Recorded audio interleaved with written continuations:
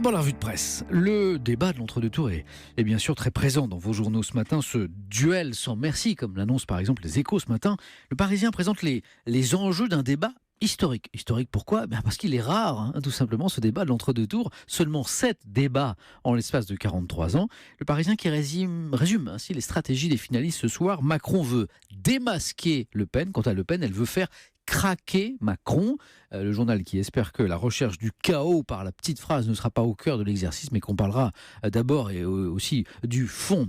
Et à tous ceux qui ont trouvé que cette campagne n'a pas fait assez de place justement au fond, je vous conseille ce matin la lecture de La Croix, qui consacre un cahier spécial de 8 pages au programme des 2 candidats, organisé en 12 thèmes: l'appartenance à l'Union européenne, la question des frontières, la priorité nationale, le droit du travail, la place de l'État, la fiscalité, les retraites, l'éducation, les signes religieux, le mariage pour tous, la lutte contre le terrorisme, les relations avec la Russie, à lire pour tous ceux qui hésitent encore à supposer qu'on puisse hésiter entre ces 2 candidats que tout oppose. Ah oui, bien sûr, il y a aussi le Nini.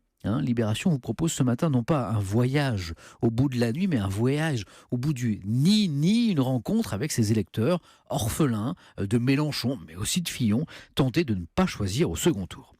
Le canard enchaîné milite d'ailleurs aussi pour le Nini.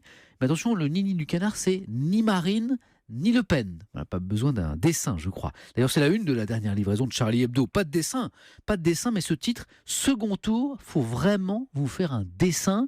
Vous aurez compris que pour l'hebdo satirique, la question du choix ne se pose pas. Pour finir, je vais souhaiter un bon anniversaire à nos confrères du quotidien L'Opinion qui fête ce matin leur 1000e numéro, Paris réussi, et à saluer que celui de lancé, c'était il y a 4 ans, un nouveau quotidien papier. Et pour l'occasion, L'Opinion s'est amusé à imaginer les titres du numéro 2000, des Britanniques qui 5 ans après le Brexit voudraient maintenant revenir dans l'Union européenne. Axel, ça va vous interpeller.